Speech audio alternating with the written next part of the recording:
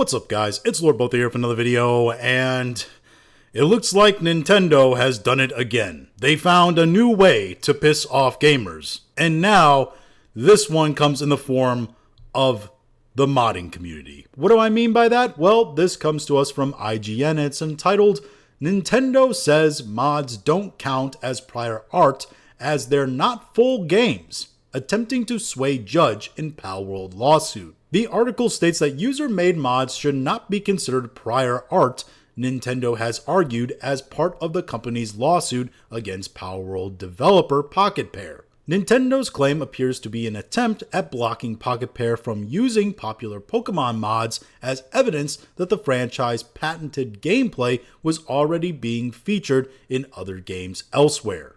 Basically Pocketpair in the lawsuit is arguing, hey, there's all these mods for all these other games where you can play Charmander in GTA 5 or ride on the back of a giant Squirtle instead of Roach in Witcher 3. That's not a real mod. That's just something I made up, but you know, it could exist. The point is there's a lot of Pokemon mods out there in other games. Why is Pokemon not coming after those mods and only coming after Pocketpair and Palworld? And Nintendo is basically clapping back and saying, well, those mods, they're mods on a game that already has an infrastructure and function that already exists, where your game is an entire game that's based on looking like our stuff and functioning like our stuff. And they're trying to argue in court that mods are not prior art, basically something that already existed before the patent. The article continues, the argument put forth by Nintendo, essentially that mods require a separate base game to function, so therefore are not art by themselves, has raised eyebrows across the games industry and among Pokemon fans alike, with many suggesting that it could have far-reaching consequences if accepted by a judge. Yeah, they're arguing not only that it's not prior art, as in something that has existed before, but they're arguing that it is not art itself, those mods. Because if it's not prior art, as in its function to that game, it's not art itself. Think of it this way. There are tons and tons of mashups of songs on the internet. Some of them have completely new beats that are put on those songs, right? So think of it this way. If you take a song and you speed it up and then you put a new beat on it, under these guidelines, that would not be considered art. All those things you did to that song to make it something almost completely new sounding, well, that's not art because it's functioning off the existence of a prior piece of art that's already been made. But some could say that all music is like that because all music is inspired by other music that has kind of come before it. Same thing with writing or movies, TV, video games. So exactly where do we draw the line here? There's a famous portrait photo of Andre the Giant. The famous artist Banksy changes the color scheme, puts the word obey across the eyes, creates this masterful, well-known piece of pop art, and according to these guidelines under Nintendo, that would not be considered art because it's going off the function of the existence of something prior. The photo of Andre the Giant.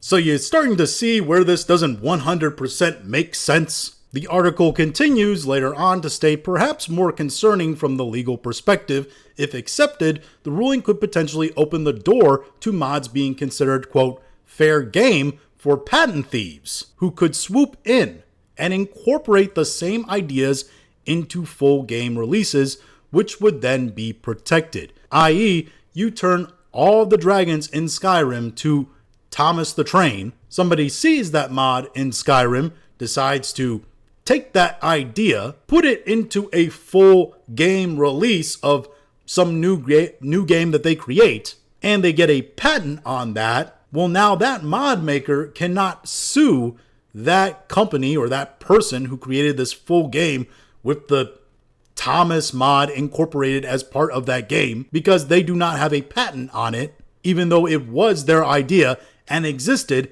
as prior art in a different game as a mod. Because according to Nintendo, it wasn't prior art. And you start to think, oh, well, if people steal little things like that here and there, You think those modders are really going to care? Well, yes, because if people start incorporating that mod into other games, well, then the person who had that mod in their game and it's patent protected, well, now they're going to come after those modders and say, no, we have a patent on this now. You can't use it in other games. And this is specifically concerning because you have things like Fallout London, which is a complete overhaul of Fallout 4 done as London, where they add a whole bunch of new assets, and it's almost its own new game in and of itself. And Nintendo is saying that that gigantic mod doesn't count as prior art because it functions off the existence of Fallout 4. Therefore, what is stopping Bethesda from swooping in, taking all of those assets from Fallout London, or at least as many as they can gobble up, creating their own Fallout London or Fallout England or whatever, and using a whole bunch of those assets, using as much of that mod as they can without any credit to the modders, without them getting any piece of the pie, and then potentially, because they're able to patent it, shut down that mod and make you have to pay for their version of Fallout London. This is what they mean when they say that this decision could have far-reaching consequences within the gaming community, especially now in the modding community. And if there's one thing gamers love, especially PC gamers, who are, of course, the most autistic of the gamers, it is their ability to freely mod their games. Hell, the reason why Skyrim is still popular today is because of the amount of mods that have come out that have kept the game relevant. This is a massive legal can of worms that I don't think Nintendo actually wants to open here. And it's kind of crazy and weird that they're willing to go this route just so they can try to get a win on Pocketpair and Palworld. When if they really wanted to get a win over them, they could just put out a good Pokemon game. If they put out a good Pokemon game, they could be relevant again and maybe even silence Palworld. Make them a little bit irrelevant. Because people have been clamoring for an actual good Pokemon game for years. And you wouldn't have to pay any legal fees to do that. But coming after mods and doing this kind of thing, no, it's a bad idea. It's a bad idea for all gaming companies. I mean, if you're Sony, if you're Microsoft, you should be against this idea because that's how toxic it is and will get people to turn on you so fast. Because if they come out in support of this in any kind of way, you want to talk about seeing an entire generation of gamers move almost exclusively to indies, this will be one of the things that does it. But hey, those are just my thoughts on all this. If you have your own thoughts, go and leave them in the comments. If you liked this video, go and like, share, and subscribe. If you didn't like this video, appreciate you watching all of it, and we'll talk to you again later.